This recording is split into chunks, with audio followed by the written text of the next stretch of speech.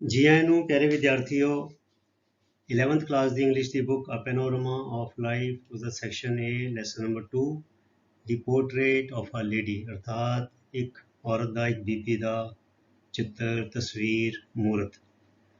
ਇਹ ਮੂਰਤ ਕਾਗਜ਼ ਵਾਲੀ ਜਾਂ ਬੁੱਤ ਵਾਲੀ ਨਹੀਂ, ਇਹ ਤਸਵੀਰ ਦਾ ਮਤਲਬ ਹੈ ਸ਼ਬਦਾਂ ਦੇ ਵਿੱਚ ਉਸਦਾ ਜੋ ਕਿਰਦਾਰ ਹੈ ਉਹਦੇ ਬਾਰੇ ਜਾਣਕਾਰੀ ਹੈ। ਸੋ ਇਸ lesson the reading and explanation ਇਸ ਵੀਡੀਓ ਵਿੱਚ ਸ਼ੁਰੂ ਕਰਨ ਜਾ ਰਹੇ ਹਾਂ। ਸੋ ਇਸ ਲੈਸਨ ਨੂੰ ਕਿਸੇ 3 ਵੀਡੀਓ ਵਿੱਚ ਵੰਡਾਂਗੇ ਤਾਂ ਕਿ ਵੀਡੀਓ ਬਹੁਤ ਲੰਬਾ ਨਾ ਹੋ ਜਾਏ। ਸੋ 3 ਭਾਗਾਂ ਦੇ ਵਿੱਚ ਇਸ ਪੂਰੇ ਲੈਸਨ ਦੀ ਰੀਡਿੰਗ, ਟ੍ਰਾਂਸਲੇਸ਼ਨ ਤੇ ਐਕਸਪਲੇਨੇਸ਼ਨ ਕੀਤੀ ਜਾਏਗੀ। ਸੋ ਵੀਡੀਓ ਨੂੰ ਬੜੇ ਧਿਆਨ ਦੇ ਨਾਲ ਸੁਣੋ ਤੇ ਔਖੇ ਸ਼ਬਦ ਜਿਹੜੇ ਆਣਗੇ ਉਹਨਾਂ ਦੇ ਅਰਥ ਦੱਸੇ ਜਾਣਗੇ, ਉਹਨਾਂ ਦੀ ਸਪੈਲਿੰਗ ਤੁਸੀਂ ਕੰਠ ਕਰ ਲੈਣੇ ਨੇ, ਅਰਥਾਂ ਨੂੰ ਵੀ ਚੰਗੀ ਤਰ੍ਹਾਂ ਯਾਦ ਕਰ ਲੈਣਾ ਹੈ। ਸੋ ਸ਼ੁਰੂ ਕਰੀਏ। ਇਹ ਜਿਹੜਾ ਕਹਾਣੀ ਹੈਗੀ ਹੈ ਇਹ ਖੁਸ਼ਵੰਤ ਸਿੰਘ ਦੁਆਰਾ ਲਿਖੀ ਗਈ ਹੈ। ਸੋ ਖੁਸ਼ਵੰਤ ਸਿੰਘ ਬਾਰੇ ਜਾਣਕਾਰੀ ਹੈ। ਪਹਿਲੇ Khushwant Singh has written a number of books on Sikh history and religion. Khushwant Singh ਨੇ ਸਿੱਖ ਇਤਿਹਾਸ ਅਤੇ ਧਰਮ ਦੇ ਬਾਰੇ ਬਹੁਤ ਸਾਰੀਆਂ ਕਿਤਾਬਾਂ ਲਿਖੀਆਂ ਹਨ। ਹੀ ਹੈਜ਼ ਟ੍ਰਾਂਸਲੇਟਡ, ਟ੍ਰਾਂਸਲੇਟ ਦਾ ਮਤਲਬ ਹੈ ਤਰਜਮਾ ਕਰਨਾ, ਉਲਥਾ ਕਰਨਾ, a number of books from Urdu and Punjabi into English. ਉਹਨਾਂ ਨੇ ਉਰਦੂ ਅਤੇ ਪੰਜਾਬੀ ਤੋਂ ਕਾਫੀ ਸਾਰੀ ਕਿਤਾਬਾਂ ਦਾ ਅੰਗਰੇਜ਼ੀ ਵਿੱਚ ਤਰਜਮਾ ਕੀਤਾ ਹੈ, ਤਰਜਮਾ ਵੀ ਕੀਤਾ ਹੈ।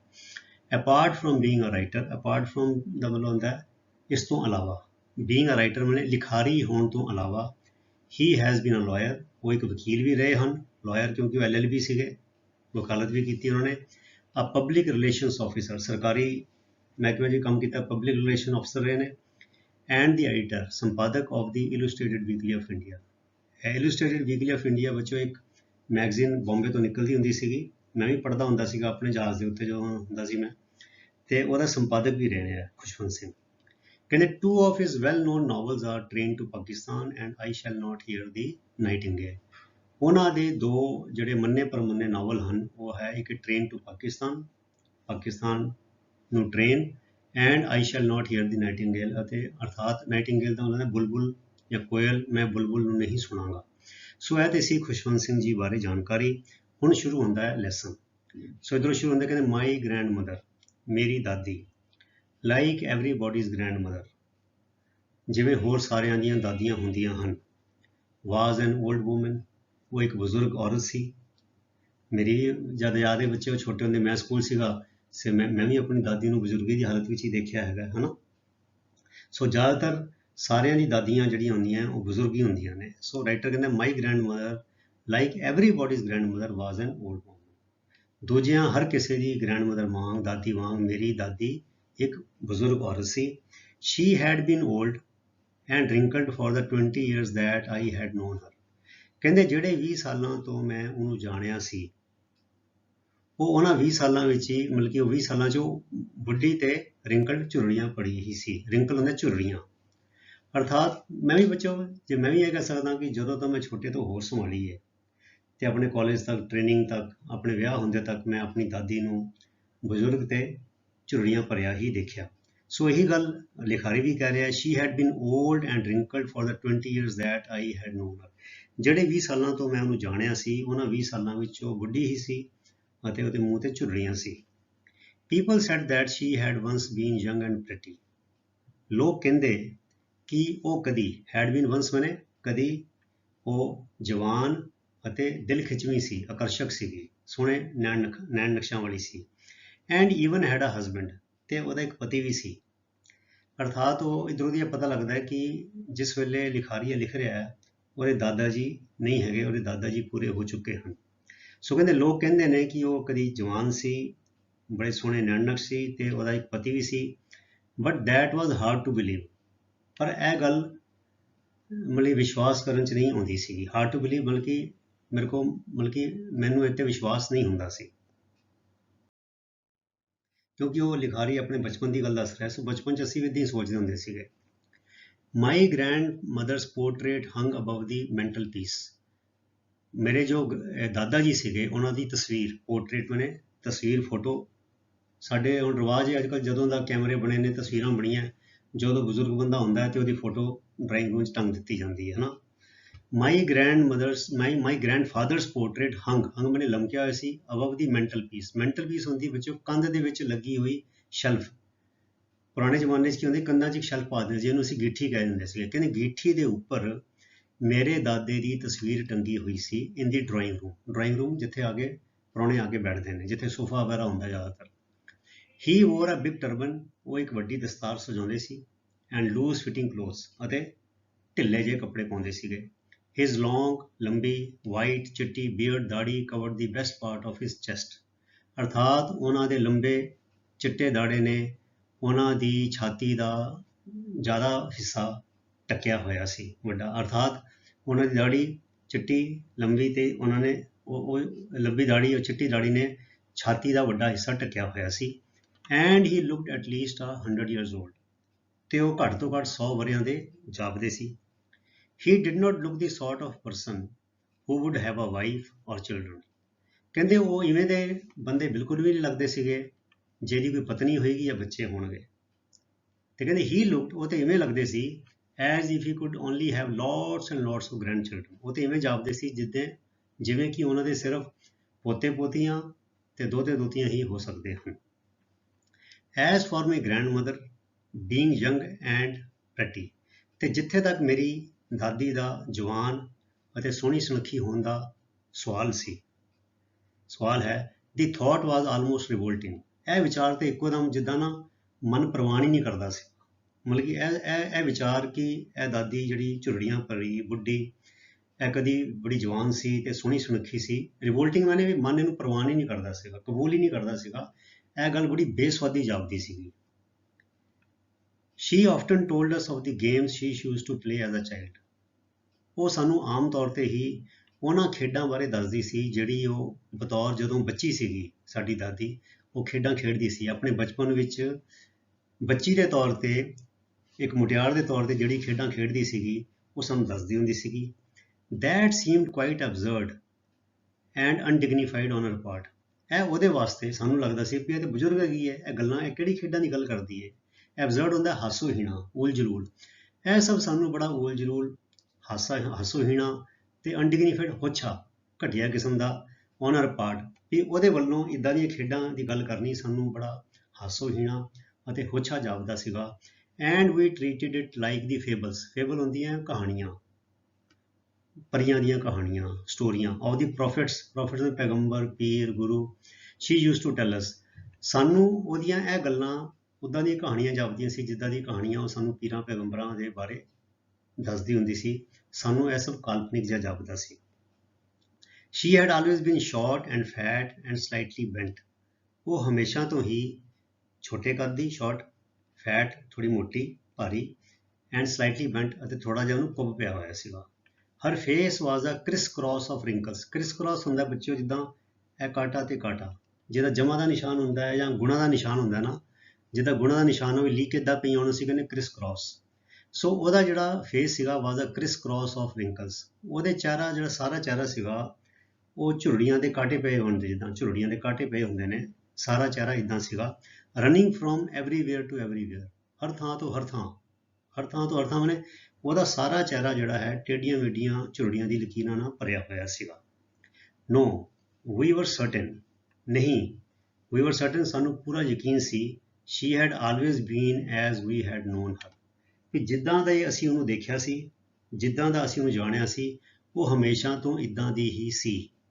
ਸਾਡੇ ਲਈ ਵੀ ਬੱਚੇ ਇੱਦਾਂ ਹੀ ਹੁੰਦਾ ਸੀ। ਮੈਂ ਜਦ ਛੋਟਾ ਸੀਗਾ ਤੇ ਮੈਨੂੰ ਵੀ ਬੜਾ ਅਜੀਬ ਲੱਗਦਾ ਸੀਗਾ ਵੀ ਦਾਦੀ ਜੀ ਬਾਰੇ ਗੱਲਾਂ ਕਰਦੇ ਸੀ ਨਾ ਕਿ ਵੀ ਉਦੋਂ ਇੱਦਾਂ ਦਾ ਵਿਆਹ ਹੋਇਆ ਇਹਨਾਂ ਦਾ।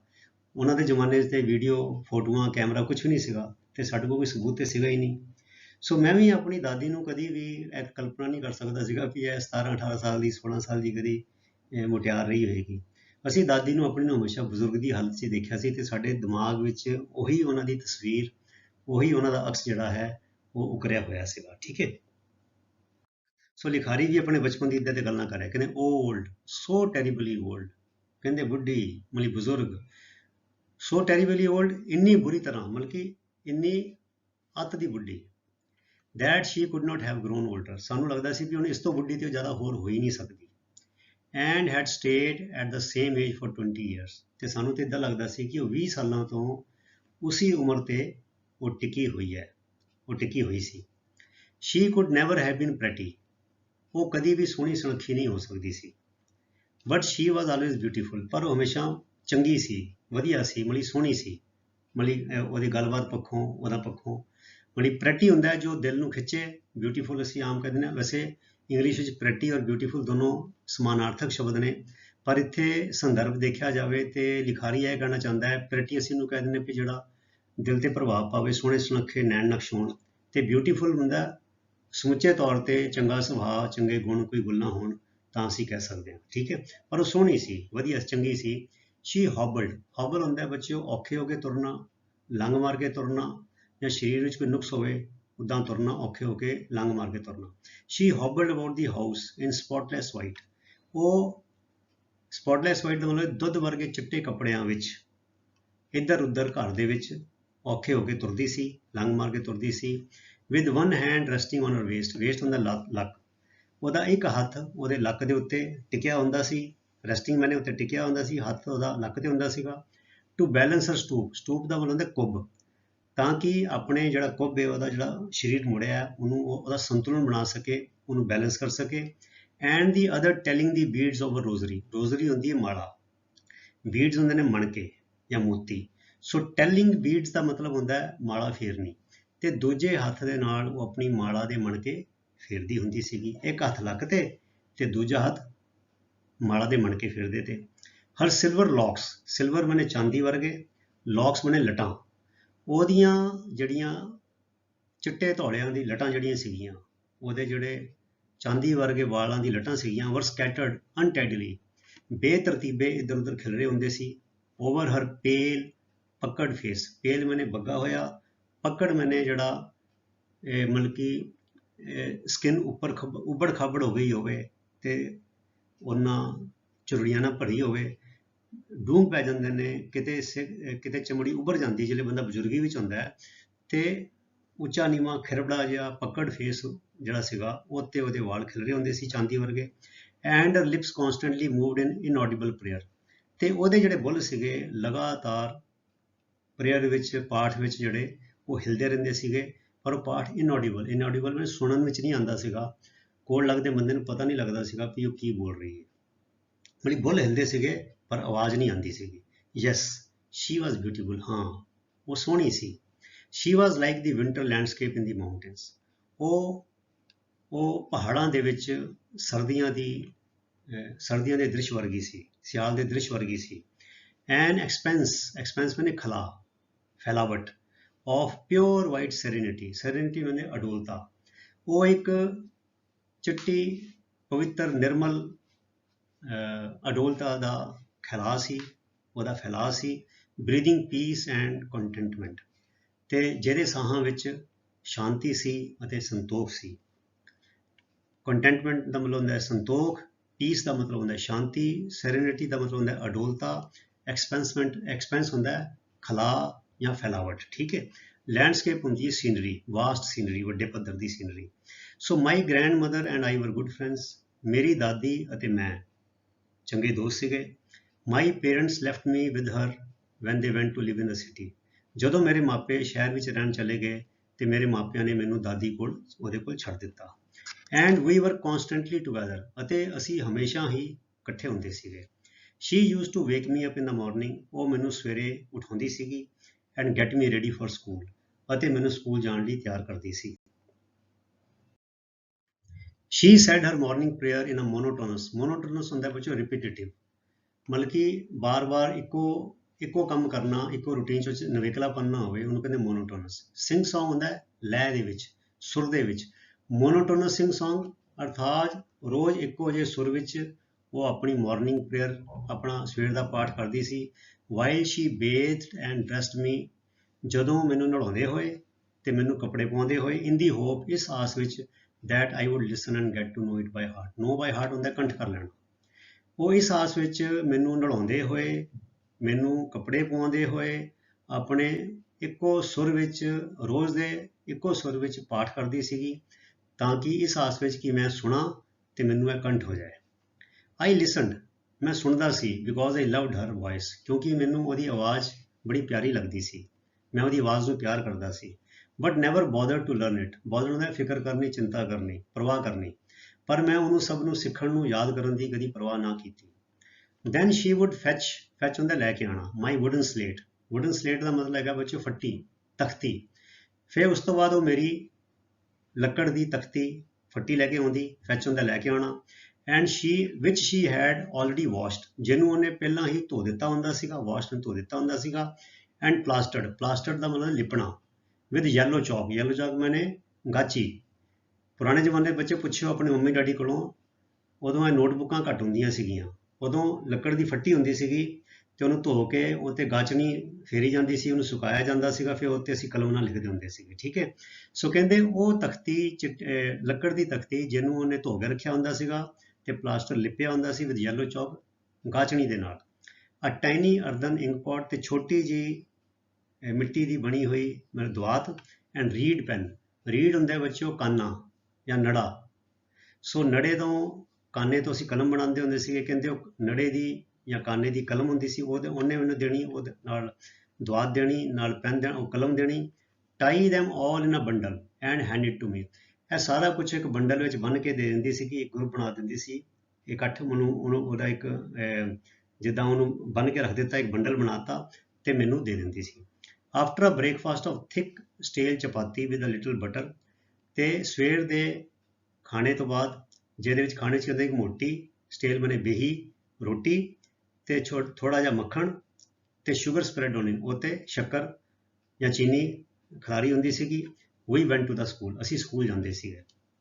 Shri carried several stale chapatis with her for the village dogs, ਤੇ ਰਾਹ ਵਿੱਚ ਜਾਂਦੇ ਪਿੰਡ ਦੇ ਕੁੱਤਿਆਂ ਲਈ ਉਹ ਬਹੁਤ ਸਾਰੀਆਂ ਢੇਰ ਸਾਰੀਆਂ ਸਟੇਲ ਚਪਾਤੀਜ਼ ਮਤਲਬ ਕਿ ਜਿਹੜੀ ਬਈਆਂ ਰੋਟੀਆਂ ਹੋਰ ਵੀ ਆਪਣੇ ਨਾਲ ਰੱਖਦੀ ਸੀ, ਤਾਂ ਕਿ ਜਾਂਦੇ ਜਾਂਦੇ ਜਿਹੜੇ ਰਾਹ 'ਚ ਪਿੰਡ ਦੇ ਕੁੱਤੇ ਆਉਣਗੇ ਉਹਨਾਂ ਨੂੰ ਉਹ ਖਾਣ ਲਈ ਦਿੰਦੀ ਹੋਣੀ ਹੈ। ਸੋ ਐਸੀ ਪਿਆਰੇ ਵਿਦਿਆਰਥੀਓ ਬੜੀ ਰੋਚਕ, ਬੜੀ ਸਾਡੇ ਜੀਵਨ ਨਾਲ ਸਾਰਿਆਂ ਦੇ ਜੁੜੀ ਹੋਈ, ਤੇ ਸਾਡੇ ਸਾਰਿਆਂ ਦੀ ਦਾਦੀਆਂ ਨਾਨੀਆਂ ਹੁੰਦੀਆਂ ਨੇ। ਸੋ ਤੁਸੀਂ ਦੇਖੋਗੇ ਇਹ ਜਿਹੜੇ ਕਹਾਣੀ ਪੜ੍ਹੋਗੇ, ਇਹ ਘਟਨਾ ਮਤਲਬ ਕਿ ਨਿਬੰਧ ਹੈ, ਜੋ ਵੀ ਕਹਾਣੀ ਪੜ੍ਹੋਗੇ ਤੁਹਾਨੂੰ ਲੱਗੇਗਾ ਕਿ ਇਹ ਜਿੱਦਾਂ ਤੁਹਾਡੀ ਆਪਣੀ ਦਾਦੀ ਬਾਰੇ ਕੁਝ ਗੱਲਾਂ ਹੋ ਰਹੀਆਂ ਹੋਣ, ਮਿਲਦੀਆਂ ਜੁਲਦੀਆਂ। ਸੋ ਪਿਆਰੇ ਵਿਦਿਆਰਥੀਓ, ਇਹ ਸੀ ਤੁਹਾਡੇ ਇਸ ਲੈਸਨ ਦਾ ਪਾਰਟ 1, ਤੇ ਤੁਸੀਂ ਇਸੇ ਤਰ੍ਹਾਂ ਨੇਮ ਨਾਲ, ਉਤਸ਼ਾਹ ਨਾਲ, ਅਨੁਸ਼ਾਸਨ ਦੇ ਨਾਲ ਆਪਣੀ ਪੜ੍ਹਾਈ ਕਰੀ ਚਲੋ, ਤੇ ਅਗਲੇ ਵੀਡੀਓ ਤੱਕ ਲਈ ਗੁੱਡ ਬਾਏ। ਤੁਹਾਡਾ ਸਾਰਿਆਂ ਦਾ ਬਹੁਤ ਬਹੁਤ ਧੰਨਵਾਦ। ਰੱਬ ਰਾਖਾ। Thank you very much.